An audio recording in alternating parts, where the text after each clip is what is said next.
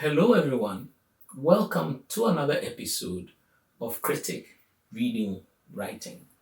My name is Ato Kwesen, and I am Professor of English and Chair of the Department of African and African American Studies at Stanford University.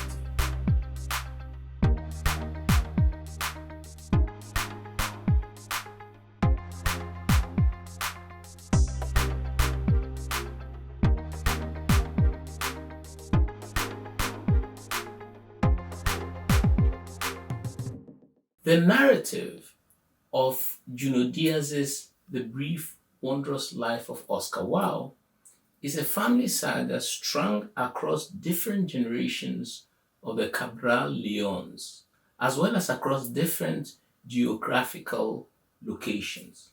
Oscar, Lola, Belicia, La Inca, and Abelard are the key dramatis personae, and the main events of the novel shuttle between the Dominican Republic and Paterson, New Jersey. There are two connections between the family saga and the two geographical locations. The Dominican Republic is generally the source of all the characters' nightmares, note, not dreams. And New Jersey is the source of all their confusion as immigrants. The immigrant confusion is laid out primarily in the form of teenage and young adult angst about being a true Dominicano that is asserted in the idioms of the constitution of masculinity and femininity in relation to amorous self-fashioning. The anchors of these processes in the novel are Oscar himself and his sister Lola, with Yunior, the narrator, exemplifying an extreme form of hyper-masculinity in speech, actions, and sexual behavior. Thinking about the tragic intertext of the novel, we are bound to ask first of all, what is fukú, which seems at once to be curse, bad luck, and simply the ill fate of the Cabral Leon family. As we shall see, zafa is fukú's counterspell, and the two have specific magical realist objective correlatives in the mongoose and the man without a face that appear at different points of the novel to signal the dominance of either one or the other of the counterspells. At a point in Jose David Saldivar's Junot DÍAZ'S on the Half-Life of Love, 2022, he invokes Gerard Genet's concept of the paratext to explain the apparatus by which DÍAZ'S incorporates both frames and internal mechanisms into his novel for extending the possible meanings of Oscar Wilde. Paratexts are elements to a book such as the preface, the epigraph, the publication information page, footnotes, and indices. All the materials provided by editors, publishers, and printers are part of the paratextual framing of a book. While Saldivar's discussion of the epigraph to the novel from the first volume of Stan Lee and Jack Kirby's Fantastic Four helps to expand the reach of this particular paratext beyond the comic science fiction universe, what he goes on to say about the 33 paratextual footnotes in the novel also show how they embed the brief, wondrous life of Oscar Wilde in a particular view of New World history, or, as we are told in the novel, the Great American Doom. But on Saldivar's further discussion of the salience of J.R.R. Tolkien's Lord of the Rings to the novel, we come to the sudden realization that the paratextual apparatus may also be hinting at a wider incorporation of other perspectival literary fragments. In other words, that in the novel, the paratext also folds into itself a whole range of intertexts, as if to align the geographical reach of the novel beyond just the spatial logic to that of the literary historical parameters of the entire tradition of literature, Western and otherwise. For intertext, invite us to interleave what we might be reading for the first time with other things we have read before, so that we are always reading anything for the second time, even if it is our first time reading it. It is for that on first reading the novel, one has the vague and uncanny sense of belated recognition. This is because the brief, wondrous life of Oscar Wilde is not just about some minor characters from the Dominican Republic who have been exiled and marooned in New Jersey and have to face complex choices in the teeth of difficult circumstances, but is rather the condition of many other characters that litter all of literary history. On reading the complicated family saga of the Cabral Leons, one immediately thinks of the family sagas in Gabriel Garcia Marquez's 100 Years of Solitude and Isabel Allende's The House of Spirits, both of which we will recall as earlier episodes in this series, as well as William Faulkner's Absalom, Absalom, and Barbara Kingsolver's The Poison Wood Bible, among many others. Thinking directly of the tragic intertext to the novel, however, one is bound to ask, what then is fukú? Is it the shorthand for some form of tragic determinism, magical curse, or pure bad luck? The reference to Aeschylus' House of Atreus in the Oresteia in the sections on Abelard do import a fundamental tragic framework of fate and determinism. And yet, this is also countered by multiple other locations of fukú and a sense of undecidability about what it really is, or might be. The fukú Americanus is attributed on the first page of the novel to the Admiral, because the Admiral was both its midwife and one of its great European victims. Despite discovering the New World, the Admiral died miserable and syphilitic, hearing decay divine voices. The reference here is to Christopher Columbus and his controversial discovery of Santo Domingo, and by extension the New World. But the fukú inherent to this discovery in 1492 is not given specific plot enactment within the novel, either in terms of the plot engine or in the plot direction of specific events, and remains only a tantalizing suggestion about the distant origins of the almost unending crisis of the Dominican Republic. In the novel, it is Trujillo, long-term tyrant of the country, that is the fukú's primary articulation. For it is Trujillo that instrumentalizes the reign of terror, amply illustrated in the novel, and which leads not just to the destruction of the Cabral Leon family, starting with the cruel death of Abelard in the 1940s, but also ultimately to the forced migration of Belicia in the 1960s, and thus to the enforced diasporization of the Cabral Leons to Paterson, New Jersey, with all that it entails for them. Finally, the principle of fukú is represented by Yunior, one of the three narrators of the novel, along with Lola and Oscar, as a major source of inherent instability between cause and effect, as we see in his speculation of whether Abelard's fate was sealed because he said something negative about Trujillo, or because he refused to surrender his beautiful daughter and wife to his sexual rapaciousness, or whether it was due to his having written an ethnographic study of the tyrant's dependence on magic. What was Abelard's culpability? Yunior asks. There would always be speculation. At the most basic level, did he say it? Did he not?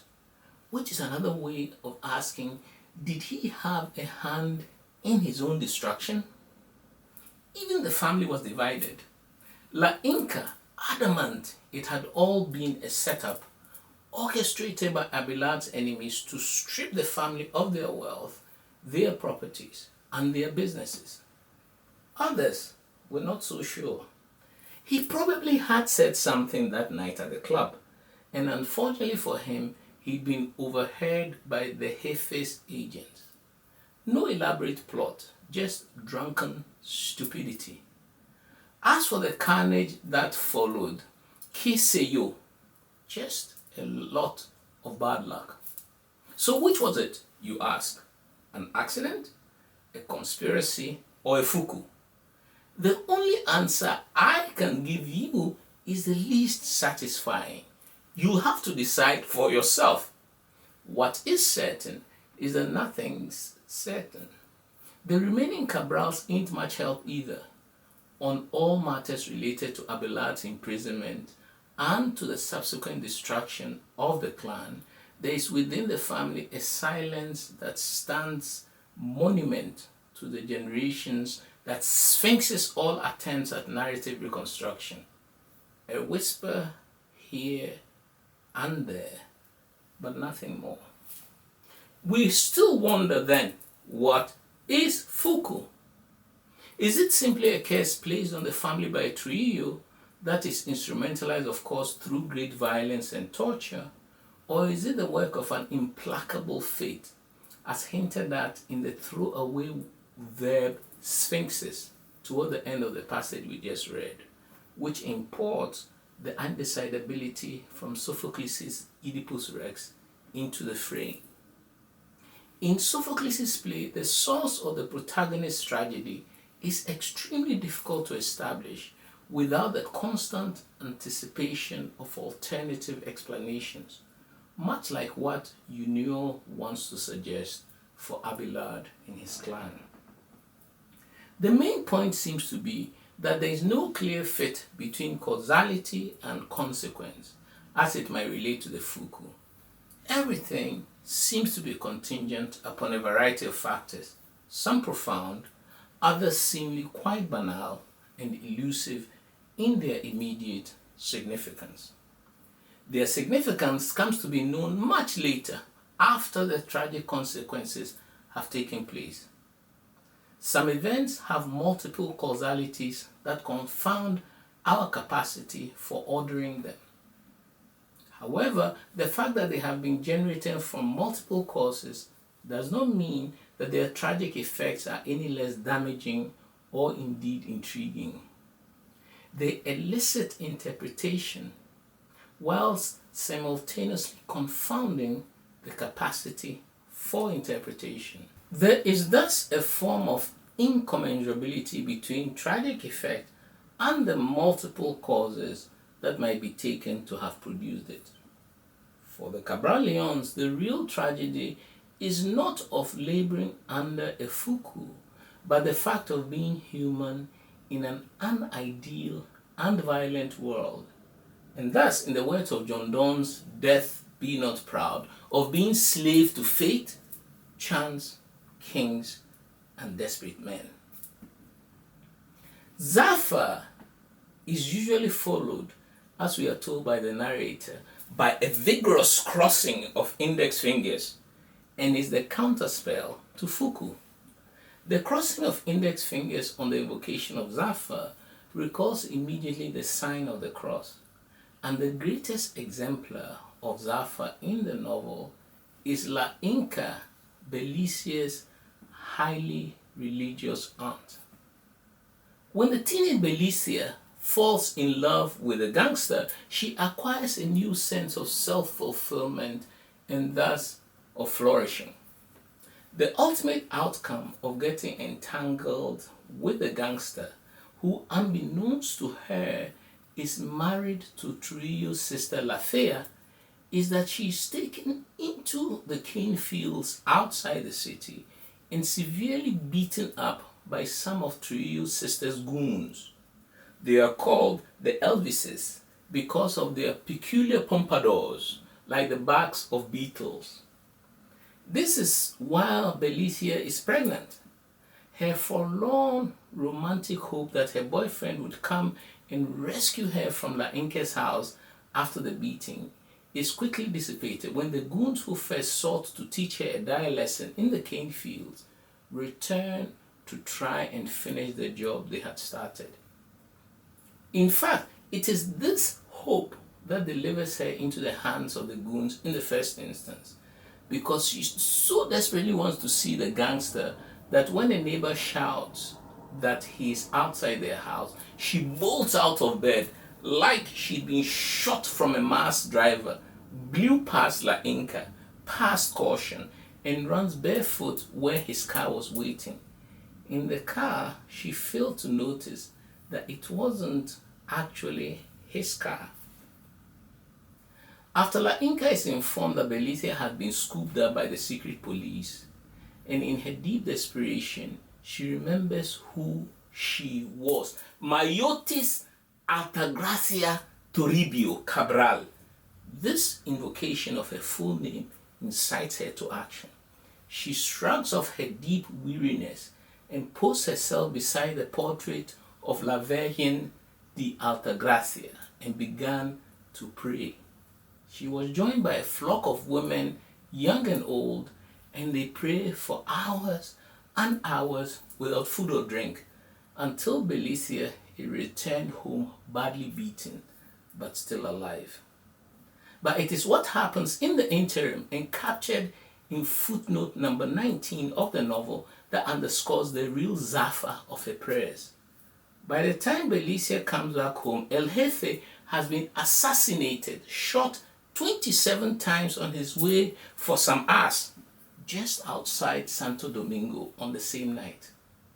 This is an extraordinary counterspell to Trujillo's fukú, and something that makes one applaud spontaneously about the poetic justice of it all. Both fukú and zafa have objective correlatives in the novel.